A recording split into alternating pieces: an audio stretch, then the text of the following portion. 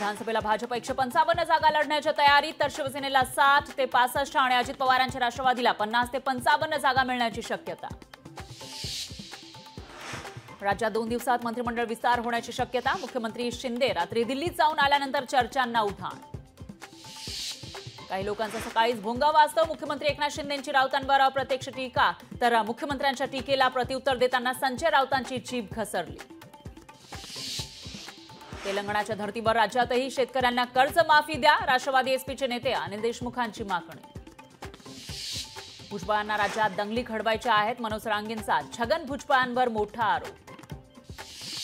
पुण्यातील अल्पवयीन मुलांच्या ड्रग्ज प्रकरणात 8 जणांविरोधात गुन्हा दाखल, तर 3 पोलिसांचंही निलंबन. ड्रग्ज प्रकरणी शिंदे फडणवीसांचा पोलीस आयुक्तांना फोन, आरोपींवर कडक कारवाई करण्याच्या सूचना.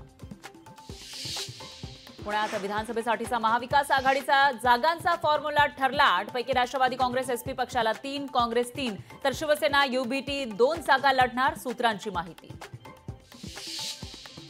राज्य सरकारचं दूध उत्पादकांकडे दुर्लक्ष. महाराष्ट्रामध्ये मिळतोय देशातील सर्वात कमी दर. इतर राज्यांच्या तुलनेत महाराष्ट्रामध्ये 5 ते 9 रुपयांनी दूध दर कमी. नाफेडनं शेतकऱ्यांचे 15 कोटी रुपये थकवले. 150 कांदा उत्पादक शेतकरी कंपन्या आर्थिक अडचणीत. शेतकऱ्यांसाठीची तारणहार यंत्रणाच बनली गैरसोयीची.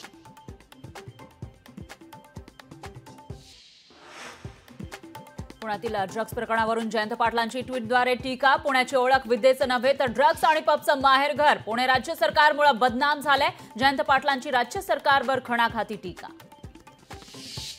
राज्यातील 15 लाख रिक्षा चालक आजपासून संपावर. वाहन पात्रता प्रमाणपत्राबाबतच्या केंद्र सरकारच्या नव्या नियमाला विरोध. आशा स्वयंसेविकांचा मुंबईत मोर्चा. पालिकेच्या आरोग्य विभाग कार्यालयावर धडकणार मोर्चा. पगारवाढीसह मानधन वेळेत मिळत नसल्यानं यलकार.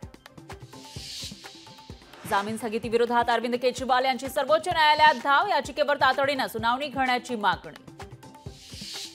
माजी केंद्रीय मंत्री सूर्यकांता पाटील राष्ट्रवादी एसपीच्या वाटेवर. सूर्यकांता पाटील आज राष्ट्रवादी एसपीमध्ये प्रवेश करण्याची शक्यता.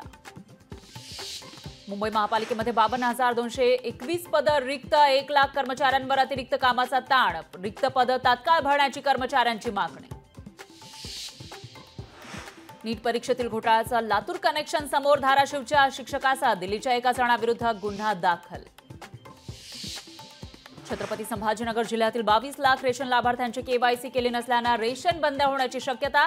30 जूनपर्यंत केवायसी करण्याची अंतिम तारीख. जगप्रसिद्ध वेरूळच्या कैलास लेणीमध्ये पूजेस बंदी असतानाही केली जात होती पूजा. भजनाचा आवाज ऐकू आल्यानं सर्व प्रकार उघडकीस. भजन करणाऱ्यांवर कारवाई करण्याची अभ्यासकांची मागणी. हेडफोनमुळे संभाजीनगर शहरामध्ये महिन्याला शेकडो जणांची श्रवण शक्ती होतीये कमी. सतत हेडफोन ब्लूटूथ वापरामुळे बहिरेपण वाढत असल्याची माहिती. गौतम अदानींना त्यांच्या विविध कंपन्यांकडून एका वर्षाला मिळाला 9.26 कोटींचा पगार. देशातील इतर उद्योगपतींच्या तुलनेत अदानींचं वेतन कमी. मंत्री दिलीप वळसे पाटलांवर अवमानाचा खटला. सहकार प्रकरणाची सुनावणी न केल्याप्रकरणी वळसे पाटलांवर खटला. 6 आठवड्यात जबाब नोंदवण्याचे उच्च न्यायालयाचे आदेश. इंदापुरात शेतकरी दूध व्यवसाय बंद करण्याच्या मानसिकतेत. दुधाला दर मिळत नसल्यानं शेतकरी मेटाकुटीला. देशात बेरोजगारीचं प्रमाण वाढल्यानं देशातील वाहन चालक जर्मनीला जाणार. 4 राज्यातील चालकांना परिवहन विभाग जर्मन भाषा शिकवून प्रशिक्षण देऊन जर्मनीला पाठवणार. राज्यात पुढील 8 दिवस मान्सूनचा जोर वाढणार. 4 दिवस मुंबईसह कोकण किनारपट्टीला पावसाचा ऑरेंज अलर्ट. लोकशाही मराठी ऐका, पहा, जागरूक रहा.